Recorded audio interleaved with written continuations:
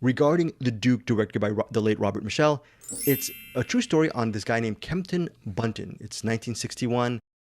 Will the defendant please stand?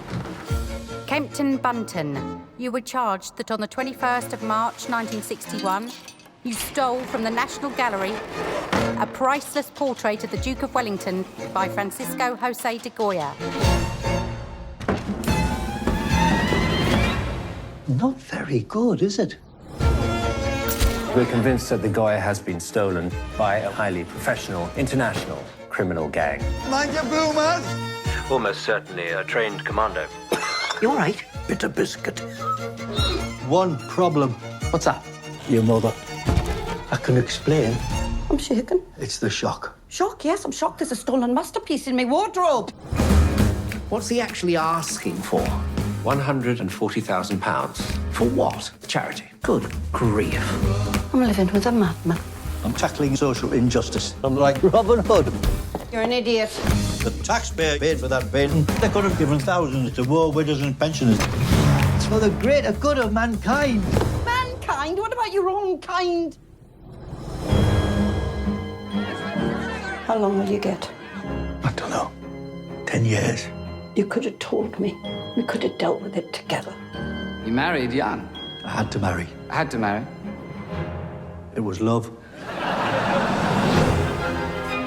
He is not a thief. He borrowed your Goya to do a bit of good in this world.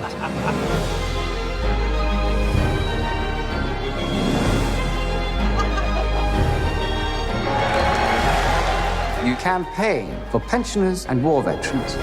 Every time someone gets cut off from the rest of us, this country becomes a foot shorter. All my life I've looked out for other people and got into trouble for it. But I had faith. Not in God, but in people. How do you plead? Not guilty. For those unfamiliar with court proceedings, that was the plea, not the verdict. And he is a 60-year-old taxi driver. He is accused of stealing Goya's portrait of the Duke of Wellington from the National Gallery in London. That is a premise of the movie. Throughout the film, there's a little bit of a trial court drama kind of thing, but most of the movie, it gets us into the lives of Kempton Bunton and his family. His wife is played by Helen Mirren. He has a couple of sons. The family is suffering the loss of their daughter, so there's a little bit of grief in this family. They're a working class family in a small town in England, and Kempton Bunton finds himself in this sort of maelstrom of this controversy of whether or not he stole Goya's portrait. That is, it sounds like some kind of mystery thriller, but it's not. Ultimately, it's a family drama with a lot of comedic elements. Very interesting movie.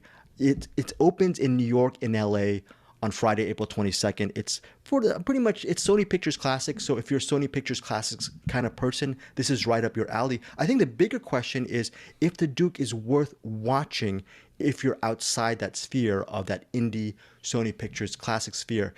I'm going to start with you, Eric Holmes. Did The Duke work for you on a broader scale as far as an entertaining film?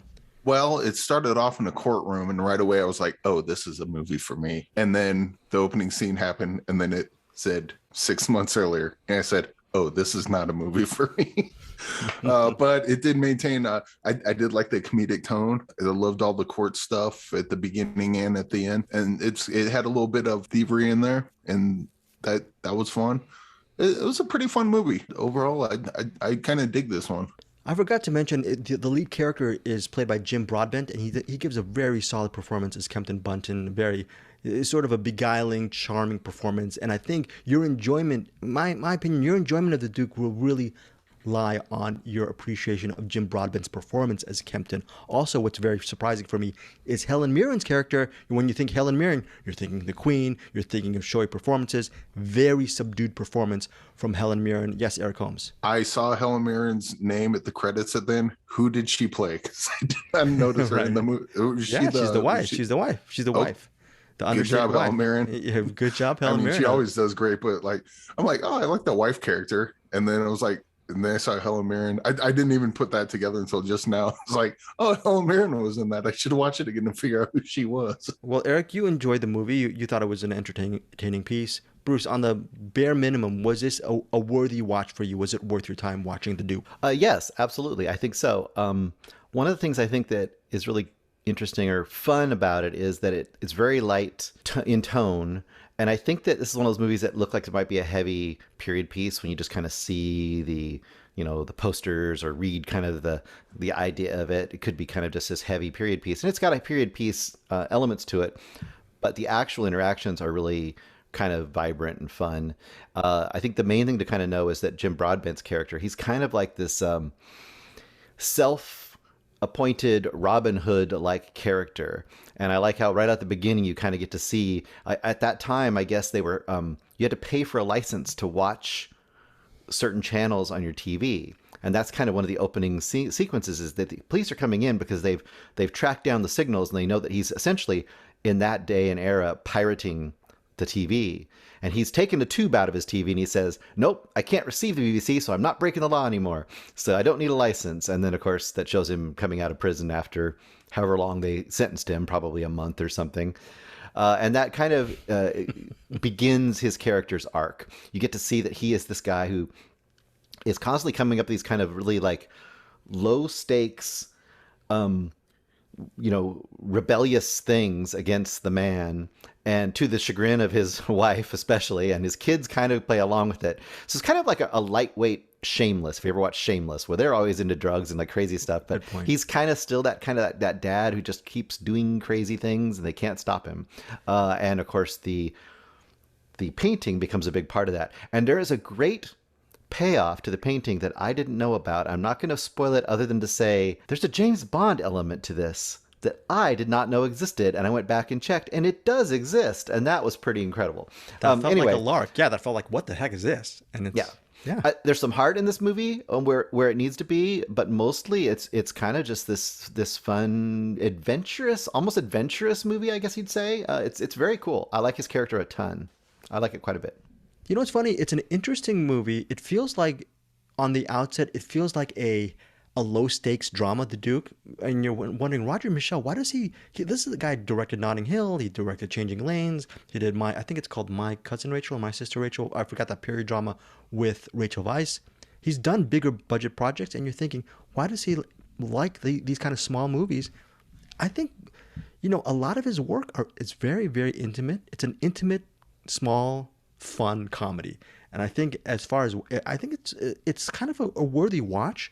Also, what's interesting is the Kempton Bunton character, you were saying to the chagrin of his wife. I also think to the chagrin of the audience, because as an audience member, you get really frustrated with some of his actions, what he's trying to do. And I think hopefully towards the end, you start warming up to the method to his madness. And I think, Eric, did you feel that the story progressed when it got to the courtroom? Because I think Bruce liked it from the outset. Did you warm up to it as the movie progressed? Yeah, it does what a lot of good courtroom. I don't want to say courtroom dramas because it's not really a drama. It's definitely planted firmly in comedy, but it sets up, spends the movie setting up everything, and so by the time you get to the courtroom, everything, and now it's just a matter of how things are going to play out. And I thought it was pretty. I mean, the courtroom scene was probably a bit unrealistic. I have no idea what the courts are like over in Europe, but it seemed a little casual, I guess. Yeah. But it was fun. And yeah, Jim Broadbent's character, he had a bunch of good lines. His character was supposed to be like kind of funny and quick on his feet, and they wrote him just like that and quite well. And Jim Broadbent pretty much nailed that charm, I guess. Yeah, it's a charming film. Opening in New York, LA, Friday, April 22nd. It's going to have a nationwide roll out to more theaters and cities in the coming weeks. Eric Holmes, your rating of The Duke? I give this 4 stars. It was I was going between 3.5, 4, but I think this is a good one. It's got a bunch of different genres in it, and it does them all pretty well, I think. Okay, for me, I give this as well. I give this 4 stars as well. I think this is a worthy recommend. I was initially like you, like, what is this? This seems a little bit too low stakes. And as the story progressed, I actually surprisingly liked it a lot more than a 3.5 star. Just solid recommend. This is just a little bit more. I said, hey, this might be a little bit of a gem. Okay, so Bruce, your rating on on this film. I am solid 4 stars as well. I'm right at 4 stars. I think a lot of people are going to really be surprised by this movie, and I think this is the kind of movie you can watch with anybody too. So yeah, my only complaint regarding The Duke is there's a little bit of a subtle theme about try to look out for your neighbor and try to be thoughtful. And I think, guys, do you think that? I think that's a little bit horrible. I think you should just look out for number one. Bruce, Eric, do you agree with me on this, or do you I no? think looking out for your neighbor is a good thing, but What? I'm gonna cut. I would expect nothing less from you, Greg. Oh, thank Greg, you. can you I'm change your cutting name? that out, Eric. Yes. You need to change your name to Bread Factory Boss. Go ahead and put that on there for you. Bread Factory Boss. That is a very excellent in-joke comment from Bruce Perky. You will know what Bread Factory Boss means if you watch The Duke. And yeah, really wonderful, beautiful movie.